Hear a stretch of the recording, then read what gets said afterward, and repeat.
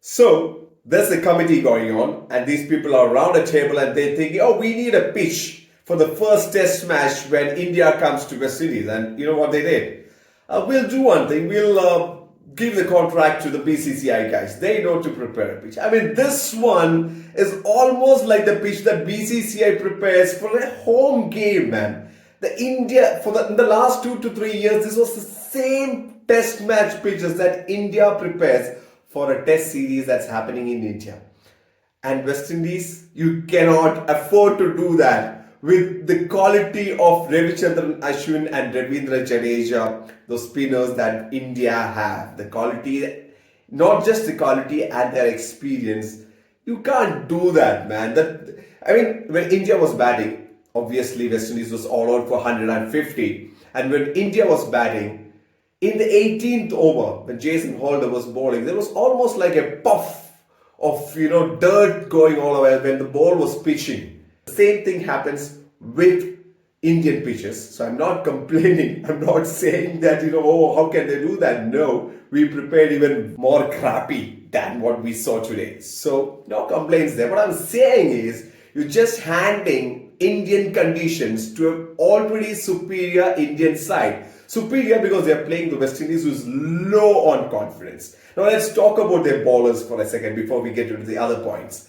See, we're not comparing the present bowling lineup to what was the West Indian bowling lineup, especially the pacers.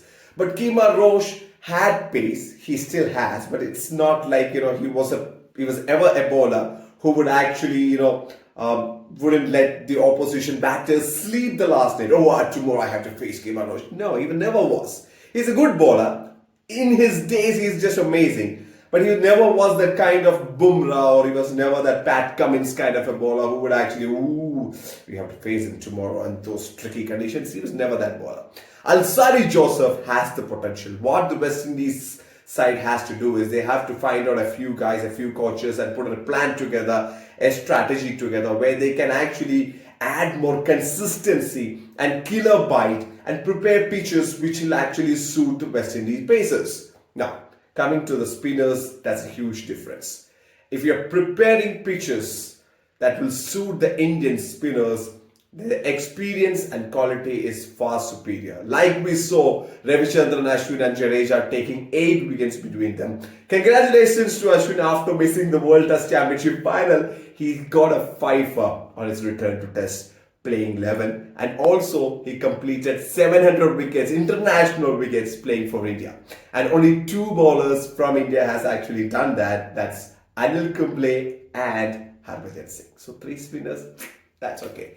But Ashwin, you're fantastic. You were fantastic. I'm expecting even a bigger show from both Jadeja and Ashwin in the second innings. And I just hope that West Indies is not preparing such crappy pitches for the next test match, because now, after day 1, India is clearly in the driving seat. So if they can actually manage the first hour or so, make sure that the debutant gets his half century and Rohit Sharma also first get to that milestone. And then look at the batting lineup, man. I mean, Shardul Thakur can bat. We know that. And he is coming at number 9. That's a long batting lineup. So if they have to pass the 150 of the West Indies, then they can play like T20, man. See, you have heard me. I always say that you should play test match like test match. Invest time and not runs and run rate. But this particular scenario with this kind of opposition and the pitch which is puffing air and dust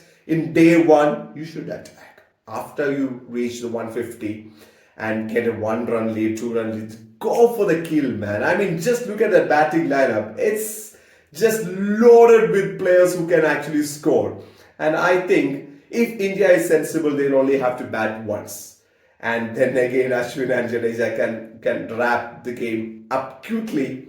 And what West Indies need to do is they should make sure they're making it a flat asterisk for the next game, because they have some batters who can actually bat long, but not if the ball is turning like it's doing, or if it's spin friendly, because Indian spinners are just not skillful, they're very intelligent as well. So don't make Indian pitches Talking about the debutants, Yashasvi Jaiswal just reverse sweep the first ball of the last over of the day. I mean, that was crazy, man. But that's the way he plays. But he was also pretty good. His shots, he was actually growing in confidence as the innings progress. And I'm sure if he reaches to his 50, we can see more fireworks coming from Yashasvi Jaiswal.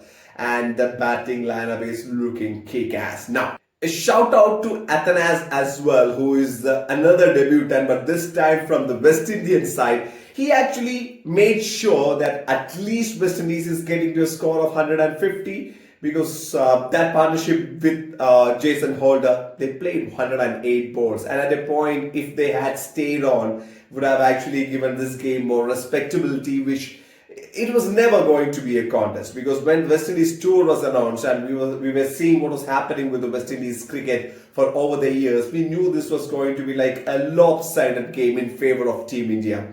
But yeah, that's how it is. But they will be more of a threat in the white ball leg of this series, I guess so. I mean, India has still a superior edge when it comes to the skill and experience, but I think they'll be more like a team in the white ball leg of the series. But in test matches, especially if you're making pitches like this, it's almost game over before the first ball is bowled. I was a huge fan of Curtly Ambrose and Courtney Walsh and all the other West Indian pace bowlers. I love fast bowling.